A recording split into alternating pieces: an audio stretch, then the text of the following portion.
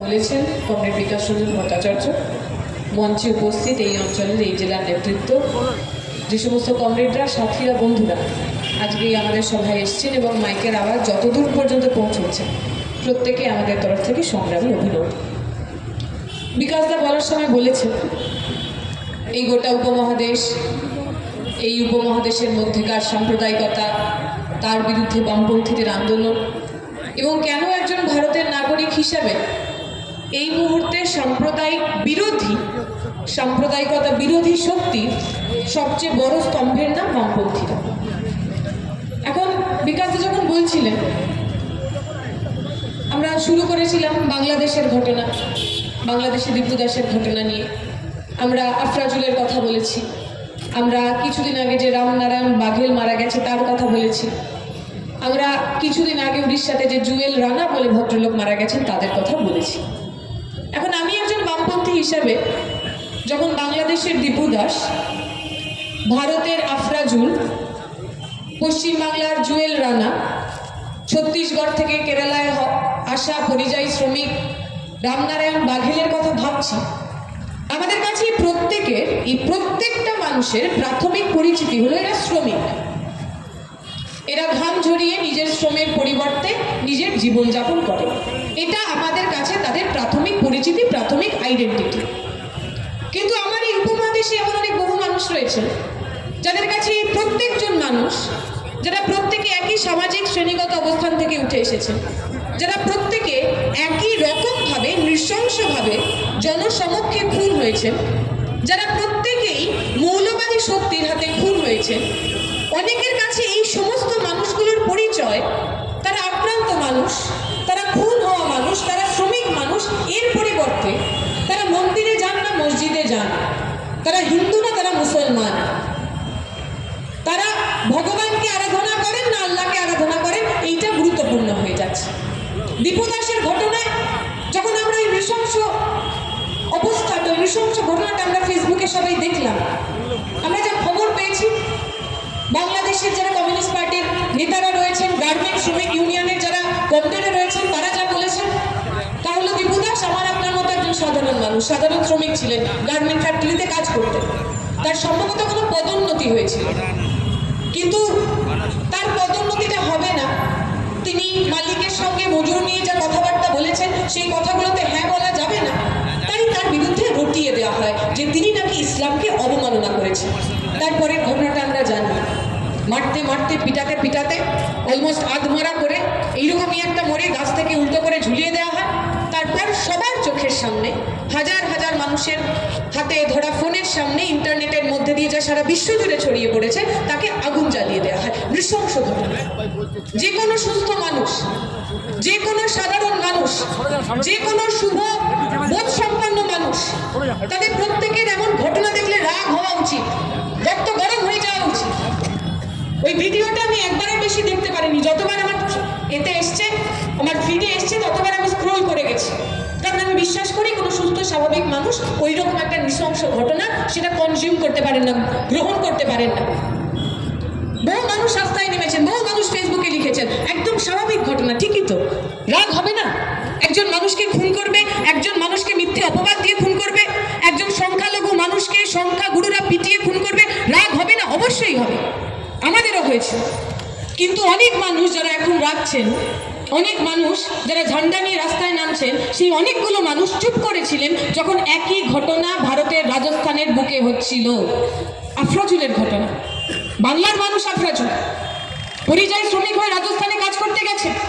এই যে কায়দায় আপনারা দেখলেন দীপু দাসকে খুন করা হয়েছে, হত্যা করা হয়েছে, সেই একই কায়দায় একটা 60 বছরের বয়স্ক লোককে তিনি নাকি লাভ জিহাদ করছেন, হিন্দু পরিবারের মেয়েদের ধর্মান্তরণ করছেন, এই কথা বলে ফেসবুক লাইভ করে শম্ভুলাল রেগার নামে এক ভদ্রলোকও বলা উচিত নয়, এক অপরাধী ওই আফরাজুলকে জ্বালিয়ে দিয়েছিল, জীবন্ত জ্বালিয়ে দিয়েছিল। ফেসবুক যে লাইভ করছিল, যে বাচ্চাটা, তার বয়স হতো 10 কি 12 বছর, তার হাতে ফোন ধরিয়ে তার চোখের সামনে একটা মানুষকে জীবন্ত জ্বালিয়ে দেওয়া হয়েছিল।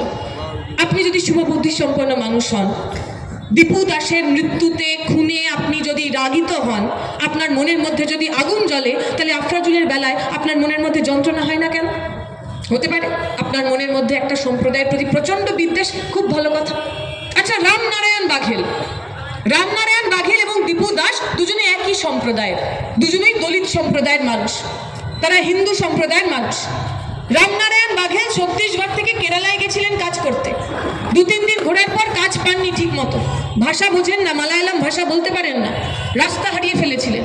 যখন রাস্তায় ঘুরে ঘুরে বেড়াচ্ছেন, বিভিন্নভাবে বলার চেষ্টা করছেন তিনি রাস্তা হারিয়ে ফেলেছেন, বাড়ি পৌঁছাতে চান, ইত্যাদি ইত্যাদি। কিছু RSS বিজেপি কর্মী তারা ওকে ঘিরে ফেলে। ঘিরে প্রথমেই জিজ্ঞেস করে যে তোমার নাম কি, তুমি হিন্দু না তুমি মুসলমান, এই তুমি কি বাংলাদেশি, তুমি কথা বলতে পারছো না কেন, দেখি তোমার আধার কার্ড দেখি। আর ঠিক যেরকম কায়দায় দীপু দাসকে পিটানো হয়েছিল লোকের চোখের সামনে, যে নৃশংসতার সঙ্গে ময়মনসিংহে দীপু দাসকে পিটানো হয়েছিল, একই নৃশংসতায় কেরালাতে রামনারায়ণ বাঘেলকে পিটিয়ে পিটিয়ে খুন করা হয়। রামনারায়ণ বাঘেলের যখন পোস্টমর্টেম হয়েছে, যিনি পোস্টমর্টেম করছেন তিনি অবাক হয়ে গেছেন, বলছেন এরকম নৃশংসতার নজির আমার এই এতদিনের জীবনে আমি দেখিনি। রামনারায়ণের শরীরের একটা অংশ ছিল না যে অংশে তার আঘাত নেই। জয় শ্রীরাম নাম নিয়ে রাম জন্মভূমি বানাতে চেয়ে যারা ওই রামনারায়ণ বাঘেল ওই দলিত মানুষটাকে খুন করলেন, তাদের খুন দেখে আপনার রাগ হবে না কেন, যন্ত্রণা হবে না কেন, আপনি ক্ষোভে ফেটে পড়বেন না কেন? পশ্চিমবঙ্গের বুকে, বাংলার বুকে আমাদের বাংলার ছেলে জুয়েল রানা উড়িষ্যাতে কাজ করতে গেছে, মুর্শিদাবাদের ছেলে, 19 বছরের ছেলে, 19 বছর। 18 বছর হলে আমরা বলি প্রাপ্তবয়স্ক। আমার যখন 18 বছর বয়স ছিল, 19 বছর বয়স ছিল, তখন আমার মা আমাকে খাইয়ে দিত, আমি মায়ের সঙ্গে ঘুমাতাম রাত্রিবেলা। সেই 19 বছরের একটা ছেলে জুয়েল রানা, মুর্শিদাবাদের ছেলে, সে গেছিল কাজ করতে কেরালাতে, উড়িষ্যাতে বিজেপি সরকার আসার পর বাঙালিদের বিরুদ্ধে বাঙালি আক্রমণ ভয়ঙ্কর রকম বেড়েছে, এর আগেও আপনারা দেখেছেন। কিন্তু এখনো পর্যন্ত খুনের ঘটনা আমরা শুনিনি।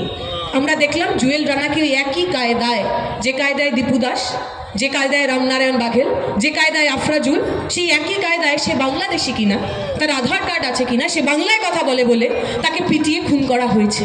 আপনি বাংলার মানুষ, আপনি বাঙালি মানুষ, আপনি ওই জুয়েল রানার জন্য মনের ভিতরে যন্ত্রণা পুষবেন না কেন, মনের ভিতরে রাগ পুষবেন না কেন, রাস্তায় নামবেন না কেন? আসলে আমার আপনার মাথার মধ্যে এটা ঢুকিয়ে দেওয়া হয়েছে যে মানুষের জীবনের মূল্য আসলে এক নয়। যে মানুষের জীবনের মূল্য, যে মানুষের হত্যা দিয়ে আমার রাজনীতির রুটি সেঁকা যায়, যে মানুষের হত্যা দেখিয়ে আমি অনেকগুলো মানুষকে এক জায়গায় আনতে পারি, যে মানুষের হত্যা দেখিয়ে একটা নির্দিষ্ট সম্প্রদায়ের প্রতি আমি বিষোদ্গার করতে পারি, সেই মানুষের হত্যা নিয়ে কথা হবে। আর এই বাংলার পরিযায়ী শ্রমিক, এই বাংলার শ্রমিক, এই বাংলার সেই সংখ্যালঘু মানুষটা বা ওই ছত্তিশগড়ের ওই দলিত মানুষটা যে হিন্দুত্ববাদীদের হাতে, উগ্র হিন্দুত্ববাদীদের হাতে, RSS বিজেপির হাতে খুন হলো, তাকে নিয়ে কথা বলা যাবে না, তাকে নিয়ে রাস্তায় বিরোধ হবে না, বিদ্রোহ হবে না, বিপ্লব হবে না। আমি আর আপনি, আমরা যারা বাংলার মানুষ, আমরা যাদের ইতিহাস রাজা রামমোহনের, যাদের ইতিহাস একসাথে থাকার, যাদের ইতিহাস লালনের, যাদের ইতিহাস চৈতন্যের, আমরা সেই প্রশ্নগুলো করব না? কোন বাংলার কথা বলছি আমরা? এ তো সেই বাংলা যে বাংলায় লালন গেয়ে গেছেন গান, যে বাংলায় লালন জাতপাতের বিরুদ্ধে উঠে কথা বলেছেন, যে বাংলায় লালন শিখিয়েছেন আসলে ভগবানের সঙ্গে তার যে ভক্তের সম্পর্ক, সেই সম্পর্কটা ভালোবাসার, তাতে ঘৃণা নেই, তাতে বিদ্বেষ নেই। কমরেড বিকাশ ভট্টাচার্য বলার সময় বলছিলেন শ্রী চৈতন্যের কথা। শ্রী চৈতন্য বলছেন যে ব্রাহ্মণ্যবাদ আমার মাথার উপর বসেছিল, যে ব্রাহ্মণ্যবাদ বলতো আপনি যদি ব্রাহ্মণ হন তবেই আপনি পুরোহিত হতে পারবেন, আপনি যদি ব্রাহ্মণ হন তবেই আপনি মন্দিরের ভিতরে ঢুকতে পারবেন, আপনি যদি শূদ্র হন, SC ST OBC, আপনি যদি মহিলা হন তাহলে মন্দিরের ভিতরে ঢোকার আপনার অধিকার ছিল না।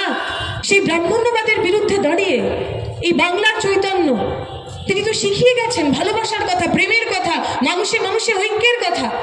তিনি তো ছুঁয়াছুতের বিরুদ্ধে, জাতপাতের বিরুদ্ধে, সামন্তবাদের বিরুদ্ধে বিদ্রোহ ঘোষণা করে গেছেন। এটা কোন বাংলা?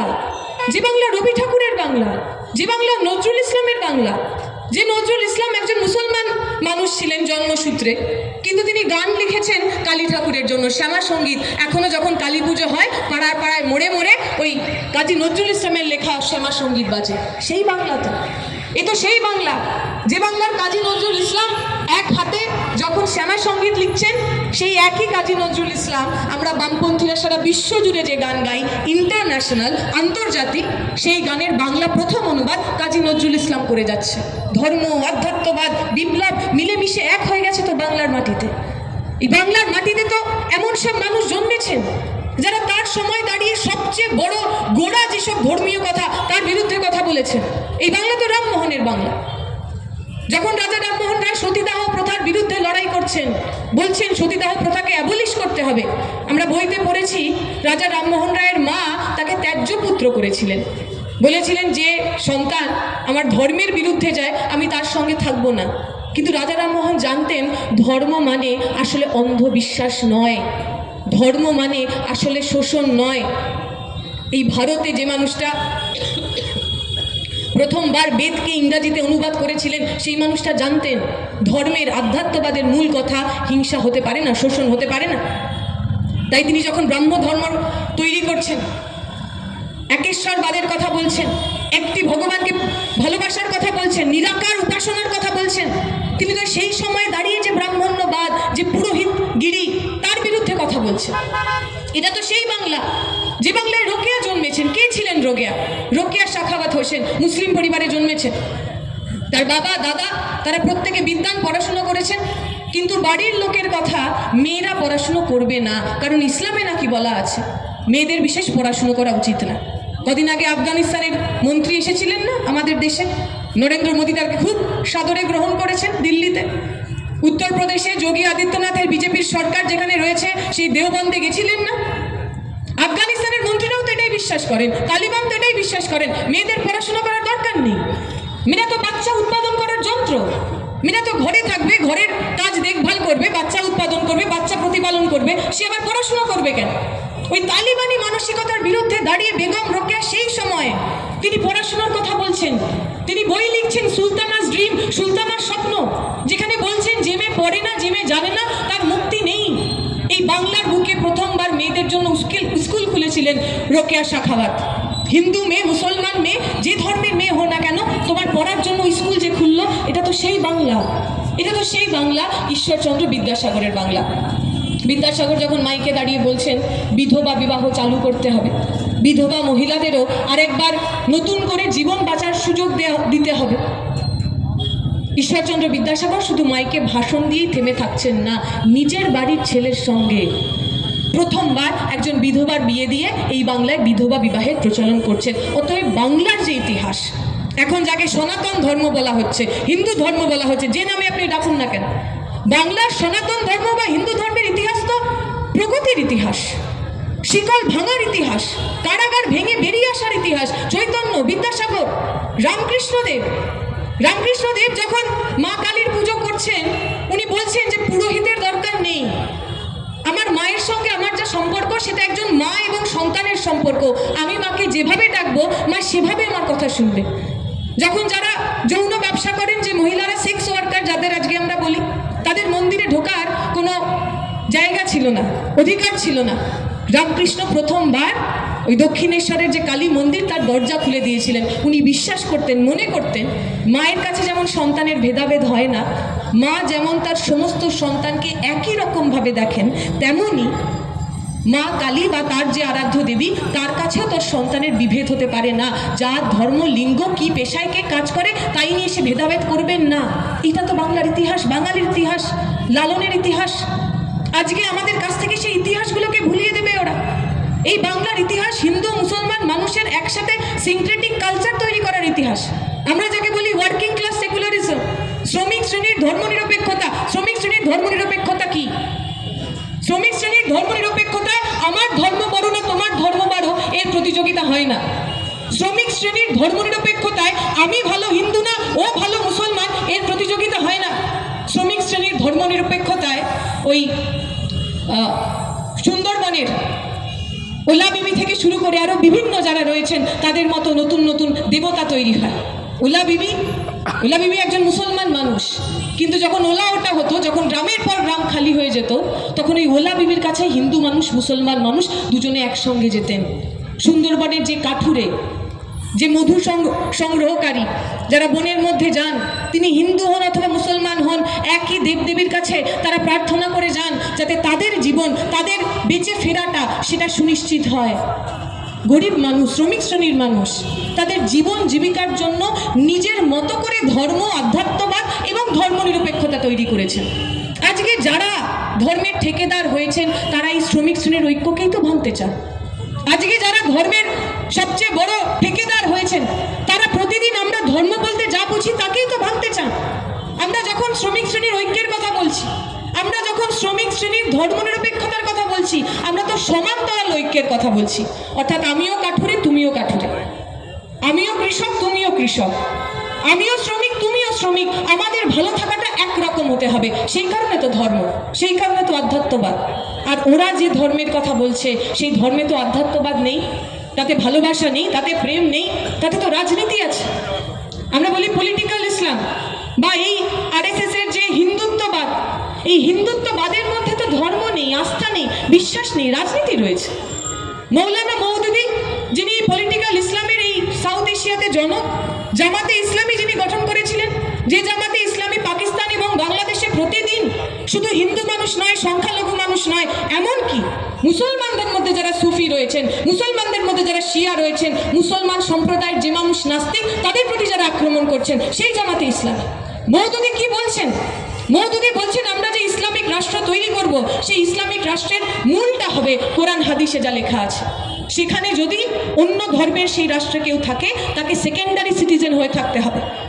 মৌলানা মওদুদি পাকিস্তানে চলে গেছিলেন, ওনাকে প্রশ্ন করা হয়েছিল এই যে লাখ লাখ কোটি কোটি মুসলমান যারা ভারতে থেকে গেল তাদের কি হবে? উনি বলেছিলেন ভারতে যদি কেউ থাকে তারাও, সেই মুসলমানও সেকেন্ডারি সিটিজেন হবে। অর্থাৎ জামাতে ইসলামী এটা বিশ্বাস করে যে ধর্মের সঙ্গে রাষ্ট্র, রাষ্ট্রের সঙ্গে ধর্ম সেটা ওতপ্রোতভাবে জড়িত থাকবে, তারা আলাদা আলাদা থাকবে না। চলে আসুন এই ভারতে, সাভারকাররা যখন আরএসএস কেমন হবে, আরএসএস এর তৈরি করা হিন্দু রাষ্ট্র কেমন হবে বলছেন, সেখানে স্পষ্ট করে বলা আছে যে আমাদের হিন্দুত্ববাদের সঙ্গে আসলে ধর্মের বিশেষ সংযোগ নই, এটা একটা রাজনৈতিক প্রজেক্ট, পলিটিক্যাল প্রজেক্ট। যে মোহাম্মদ আলী জিন্না পাকিস্তান তৈরি করেছিলেন, তা আপনি যদি ব্যক্তি জীবন দেখেন, সেখানে তিনি ইসলামের কোনো ধর্মই, কোনো কিছুই মানতেন না। শুয়োর খেতেন, নামাজ পড়তেন না, মদ্যপান করতেন, ধূমপান করতেন, কিন্তু ধর্মকে ব্যবহার করে রাজনীতি, ধর্মকে ব্যবহার করে রাষ্ট্র, যে রাষ্ট্রের মাথা হবেন উনি, তার জন্য উনি কথা বলে গেছেন। সাভারকার নিজের জীবনে খুব ধার্মিক ছিলেন না, আস্তিক ছিলেন, অথচ ধর্মকে কেন্দ্র করে তৈরি হওয়া রাষ্ট্র গঠন এবং সেই রাষ্ট্রের মাথায় বসার জন্য তারা প্রতিদিন কথা বলে গেছেন। এদের বিরুদ্ধে তো লড়াই। আমরা যখন বলছি শ্রমিক শ্রেণীর ঐক্যের কথা, আমরা সমান্তরাল ঐক্যের কথা বলছি। জামাতে ইসলামী মওদুদি এসে যখন বলছে মুসলিম ঐক্যের কথা, সে বলতে চাইছে আসলে মোহাম্মদ আলী জিন্না এবং আপনার ওই প্যাটিস বিক্রেতা যে রিয়াজুল, তাদের অবস্থাটা একরকম। আরএসএস যখন এসে হিন্দু রাষ্ট্রের কথা বলছে, হিন্দু ইউনিটের কথা বলছে, ওরা বলতে চাইছে আম্বানি, আদানি এবং আমি আর আপনি, আমরা যারা সাধারণ মানুষ বসে আছি, অথবা ওই ব্রিগেডের প্যাটিস বিক্রেতা শ্যামল বিশ্বাস, এরা সবাই একরকম। আসলে তো নয়।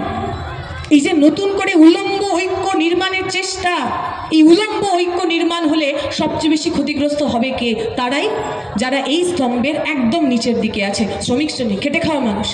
দেখে নিন যতগুলো ঘটনা বিগত 6 মাসে, 7 মাসে, 8 মাসে যতগুলো সাম্প্রদায়িক হানাহানির ঘটনা ঘটেছে, যতগুলো সকল্ড হিন্দু মুসলিম দাঙ্গা হয়েছে, যারা মারা গেছে তাদের অকুপেশন দেখুন, জীবন জীবিকা দেখুন। কতজন তার মধ্যে এমন মানুষ রয়েছেন যারা উচ্চবিত্ত, উচ্চ বর্ণের বড়লোক মানুষ? কতজন? হরগোবিন্দ দাস মারা গেছিলেন মুর্শিদাবাদে। হরগোবিন্দ দাস কি খুব পয়সাওয়ালা লোক ছিলেন নাকি?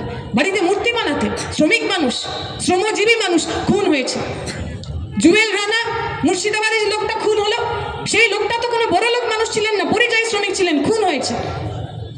লক্ষ্যকণ্ঠে গীতা পাঠের আসরে যাদেরকে আক্রমণ করা হলো, তার নাম রিয়াজুল শেখ হোক অথবা শ্যামল বিশ্বাস, তারা কেউ আম্বানি, আদানি অথবা শাহরুখ খান, আমির খান ছিলেন না, গরিব শ্রমজীবী মানুষ ছিলেন, আক্রান্ত হয়েছে। অতএব যে সাম্প্রদায়িকতার বিরুদ্ধে আমরা কথা বলছি, আর যে সাম্প্রদায়িকতা ওপারে জামাতে ইসলামে এবং এপারে আরএসএস করতে চায়, তাতে গরিব মানুষরাই সবচেয়ে বেশি ক্ষতিগ্রস্ত হবে। আমরা বলি ফুট সোলজার। দেখবেন যখন কোনো এলাকায় দাঙ্গা হয়, যে মানুষ মারা যায়, যে মানুষ খুন হয়, তাতে কোনো বড়লোক বাড়ির ছেলেমেয়ের নাম থাকে না, কোনো তৃণমূল নেতার ছেলের নাম থাকে না, কোনো বিজেপির নেতার ছেলের নাম থাকে না। গতবার কলকাতায় যখন দাঙ্গা হয়েছিল, যে ছেলেটিকে ধরা হয়েছিল, আরএসএস এর যে লোকটিকে ধরা হয়েছিল, যে ছেলেটিকে ধরা হয়েছিল, জানা গেল তার বাবা একজন দিন আনে দিন খায় মানুষ। জীবন নেই। পাড়ার নেতারা এসে বলেছে তোকে 100 টাকা দেবো, 500 টাকা দেবো, হাতে বন্দুক ধরিয়ে দিয়েছে, সে জয় শ্রীরাম বলতে বলতে ওই মসজিদের সামনে চলে গেছে। সারা বিশ্ব জুড়ে, সারা দেশ জুড়ে আমার বয়সী ছেলে মেয়েদের যে ক্রাইসিস, পুঁজিবাদের যে সংকট, যে কারণে আমাদের হাতে চাকরি নেই, আমাদের হাতে স্থায়ী কাজ নেই, আমার জীবনের সামাজিক সুরক্ষা নেই, সেই ক্রাইসিসকে, সেই যন্ত্রণাকে, সেই সংশয়কে, সেই আশঙ্কাকে ব্যবহার করছে এরা ধর্মের নামে। আর প্রতিদিন আমাদের কোনো না কোনো ক্যাম্পে নাম লিখিয়ে দিতে বলছে। আমি আপনি পশ্চিমবঙ্গের সাধারণ মানুষ, আমরা রুখে দাঁড়াবো না? এই বাংলাকে আমরা বাঁচাবো না? কদিন আগে যখন বাংলা বাঁচাও যাত্রা আমরা করেছি, লোকে জিজ্ঞেস করেছে কোন বাংলাকে বাঁচাতে চান? আমরা বলছি আমরা সেই বাংলাকে বাঁচাতে চাই যে বাংলায় জ্যোতিবাবু মাইকে দাঁড়িয়ে বলতেন এটা পশ্চিমবঙ্গ, এখানে দাঙ্গা করতে আসলে মাথা ভেঙে গুঁড়িয়ে দেওয়া হবে, কোনো হিন্দু মুসলমান দেখানো হবে না। সেই বাংলাকে বাঁচাতে চাই আমরা। কোন বাংলাকে বাঁচাতে চাই আমরা? যখন ডাইরেক্ট অ্যাকশন ডে হচ্ছে, ওপার বাংলার রাজাকাররা, যাদের এখন আর রাজাকার বলি, তারা কলকাতার বুকে যখন দাঙ্গা লাগানোর চেষ্টা করছেন, মানুষ মারার চেষ্টা করছেন, তখন মোহাম্মদ ইসমাইল ট্রাম ইউনিয়নের নেতা ছিলেন, ট্রাম ইউনিয়নের বাকি লোকদের নিয়ে ওই সমস্ত দাঙ্গাবাজকে রুখে দিয়েছিলেন, একটা মানুষকে এদিক থেকে ওদিকে আসতে দেননি। আমরা সেই মোহাম্মদ ইসমাইলের বাংলা বাঁচাতে চাই। আমরা সেই বাংলা বাঁচাতে চাই যে বাংলা একটা সময় স্বর্গ ছিল, মরুদ্যান ছিল। এই কদিন আগে শ্রীদীপ দা একটা মিটিংয়ে বলছিলেন যে দিলীপ সাহেব তখন তার বয়স হয়ে গেছে, কোনো একটা প্রোগ্রামে তাকে পশ্চিমবঙ্গে আহ্বান করা হয়েছে। উনি প্রথমে বলেছেন যে কিছুতেই আসবেন না, পরে যখন বলা হয়েছে যে প্রোগ্রামটা কলকাতাতে, তিনি বলেছেন কলকাতা হলে আমি যাব, কারণ কলকাতা এই সাম্প্রদায়িক হানাহানির মধ্যে 1992-এর পর যে ধর্ম নিয়ে রাজনীতি সারা দেশ জুড়ে তৈরি হয়েছে, এই সারা দেশের সমস্ত ঘৃণার বিরুদ্ধে, হিংসার বিরুদ্ধে পশ্চিমবঙ্গ যেন একটা মরুদ্যানের মতো, আমি সেই মরুদ্যানে যেতে চাই। এইটা তো ছিল সেই বাংলা, এটা তো সেই বাংলা। যখন মুজাফফরনগরে দাঙ্গা হয়েছে, একজন মানুষ তার বাড়ি ঘর পুড়ে গেছে, বাড়ির সামনে তিনি বসে আছেন, মুসলমান মানুষ, সংখ্যালঘু মানুষ, সীতারাম ইয়েচুরি, সেই সময় তিনি ছাত্রনেতা ছিলেন, তার কাছে গেছেন, গিয়ে বলেছেন যে চাচা ইহা পে তো আপ সেফ নেই হ্যাঁ, আব হামারে সাথ আইয়ে, আমরা আপনাকে খুব নিরাপদে রাখবো।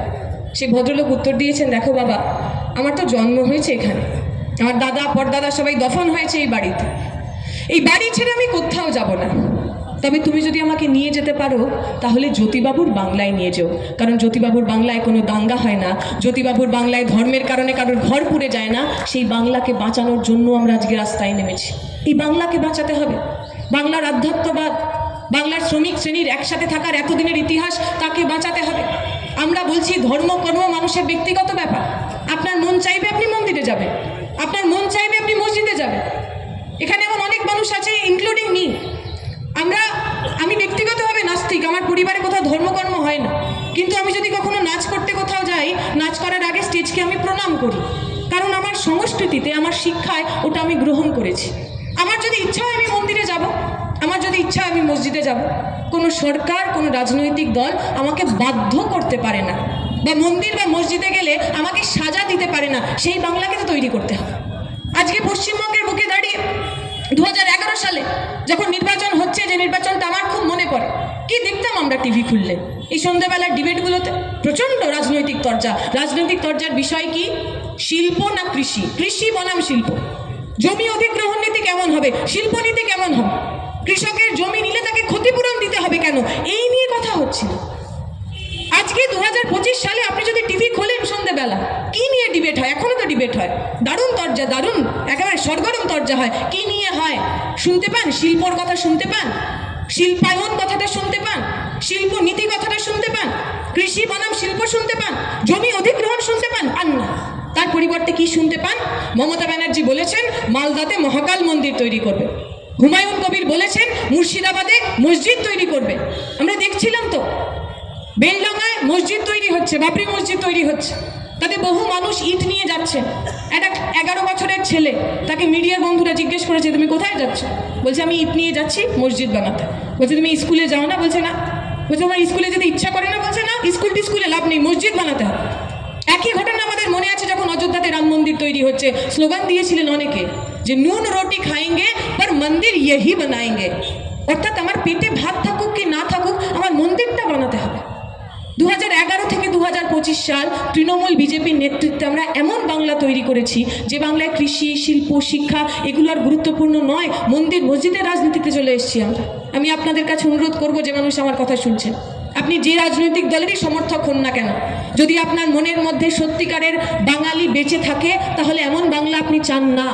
আমি আপনাদের আর্জি জানাবো, 2026 সালে যখন ভোট দেবেন, এমন মানুষকে ভোট দিন যারা মাইকে দাঁড়িয়ে বলবেন যে আপনার পাড়ায়, আপনার এলাকায় আমি একটা হাসপাতাল বানাবো, মানুষ আমাদের ইট দিন, মানুষ আমাদের জমি দিন, মানুষ আমাদের অর্থ সাহায্য করুন। এমন মানুষকে ভোট দিন যারা আপনার এলাকায় এসে বলবে আমি একটা ইউনিভার্সিটি বানাবো, স্কুল বানাবো, খেলার মাঠ বানাবো, সাধারণ মানুষ আপনারা আমাদের সাহায্য করুন। এমন মানুষকে ভোট দিন যারা এগুলো করে দেখিয়েছে। বক্রেশ্বর তাপবিদ্যুৎ কেন্দ্র যখন তৈরি হচ্ছিল, আমি মা বাবার মুখে শুনেছি কেন্দ্র সরকারের কাছ থেকে সাহায্য পাওয়া যায়নি।